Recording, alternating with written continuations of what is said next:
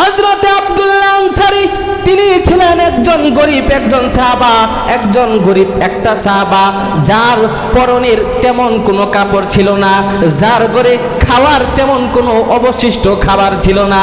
তিনি এই রকম ভাবে প্রতিদিন নামাজের জামাতে হাজির হইতেন।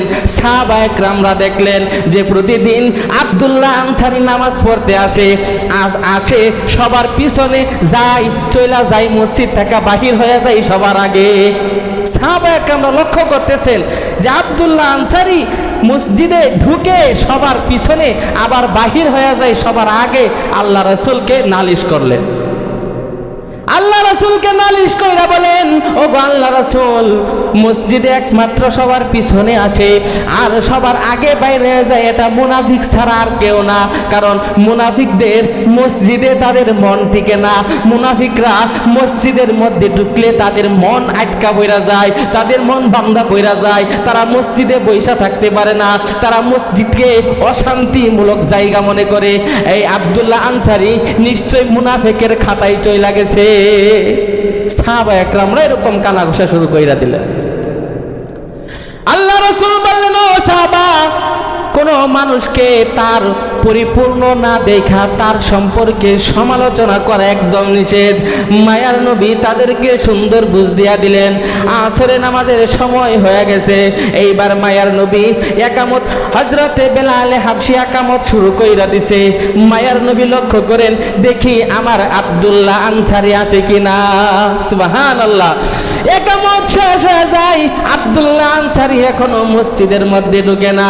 যখন মায়ার নবী আল্লাহু আকবার বইলা তাকবীর শুরু করবে, এমন সময় কে যেন তড়িঘড়ি করে হুমহাম করে মসজিদের ভিতরে ঢুকলো।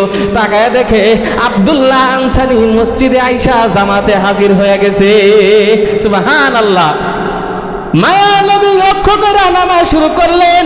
নামাজ শেষ করার পর সালাম ফিরাইছে, আবার তড়িঘড়ি কইরা আব্দুল্লাহ আনসারী মসজিদের গেট থেকে বাইরে দৌড় শুরু করছে।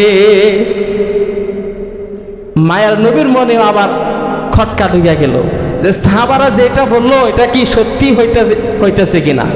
সাহাবারা বললো যে আব্দুল্লাহ আনসারী মুনাফিক হয়ে গেছে। আমিও তো তাই প্রমাণ পাইলাম। ঢুকলো সবার পিছনে, আবার দৌড় দিছে সবার আগে, সালাম ফিরায় শেষ, আব্দুল্লাহ আনসারী দৌড় শুরু করছে বাড়ির দিকে। সাহাবায়ে কেরামদেরকে বললেন, ও সাহাবারা, চলো আজকে আমরা আব্দুল্লাহ আনসারীর বাড়ি যাইব, যায়া দেখতে চাই আব্দুল্লাহ আনসারী কেন সবার আগে বাহিরে চইলা যায়, আবার কেন সবার পিছনে মসজিদে ঢুকে। আব্দুল্লাহ আনসারীর বাড়ি যায়া ডাক দেয়, বলে, ও আব্দুল্লাহ আনসারী, আপনি বাড়িতে আছেন কিনা। মায়ার নবী যখন একবার ডাক দেয়, আব্দুল্লাহ আনসারী কোনো জবাব দেয় না। মায়ার নবী আবার ডাক দেয়, ও আব্দুল্লাহ আনসারী, আপনি বাড়িতে আছেন কিনা। দ্বিতীয়বার ডাক দেয়, তাও কোনো ভিতর থেকে জবাব আসে না। এইবার যখন তৃতীয়বার ডাক দিছে, আব্দুল্লাহ আনসারী বিনয়ের সাথে মায়ার নবীর সামনে চলে আসছে। সুবহানাল্লাহ। বিনয়ের সাথে মায়ার নবীর সামনে চলে আসছে।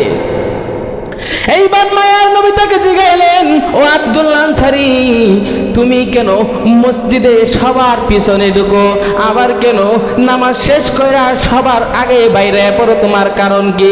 তোমার কি হইল রে আব্দুল্লাহ আনসারী? আর আমি তোমারে তিনটা ডাক দিলাম, তিনটা ডাক দেওয়ার পরে আমার ডাকে সাড়া দিলা। তুমি বাসায় থাকাকালীন আমার প্রথম ডাকে কেন সাড়া দিলা না? প্রশ্ন জাগে না? তুমি বাসায়, কিন্তু আমি রাসূল তোমার দরওয়াজায় হাজির, তুমি প্রথম ডাকে আমার ডাকে সাড়া দিলা না, কেন দিলা না? আব্দুল্লাহ আনসারী ডাক দিয়া বলে, ও মায়ার নবী, আমি আপনাকে প্রথমটা বলতেছি, আমি কেন সবার লাস্টে মসজিদে ঢুকি আবার সবার আগে বাহির হই, আমার কারণ হচ্ছে আমি আব্দুল্লাহ আনসারী এত গরিব, আমি আব্দুল্লাহ আনসারী এবং আমার বিবি দুইজনে মিল্লা একটা কাপড় পরি। সুবহানাল্লাহ। দুইজনে মিল্লা কয়টা কাপড়? দুইজনে মিল্লা আমি আমার বিবি সহ একটা কাপড় পরি।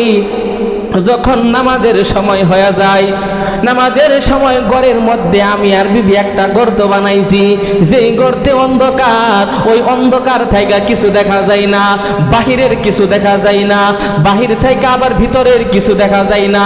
যখন নামাজের সময় হয়ে যায়, আমি আমার বিবিকে ওই গর্তের মধ্যে ঢুকায়া ওই বিবির কাপড়টা আমার শরীরে জড়ায়া আমি দৌড় দেই আপনার পিছনে জামাতে নামাজ পড়ার জন্য। সুবহানাল্লাহ। আব্দুল্লাহ আনসারী ডাক দিয়া বলে, আসরের নামাজ সময় থাকে খুব কম, অল্প সময়, আমি এই জন্য দৌড়ায়া চলে আসছি। আয়সা আমি এই গর্তের মধ্যে ঢুকছি, আমার বিবিরে ওই কাপড়টা দিয়া আমি গর্তে বইসা রইছি। সুবহানাল্লাহ।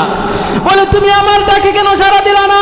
আব্দুল্লাহ আনসারী ডাক দিয়া বলে, ওগো মায়ার নবী, আপনি যখন আমারে প্রথম ডাক দিছেন আমি শুনতে পাইছি, কিন্তু প্রথম ডাক দেওয়ার সময় আমার বিবি ওই কাপড় পিন্দা উপরে নামাজ পড়ে, আমি উলঙ্গ হইয়া, আমি কাপড় ছাড়া হইয়া ওই গর্তের মধ্যে ঢুইকা রইছি।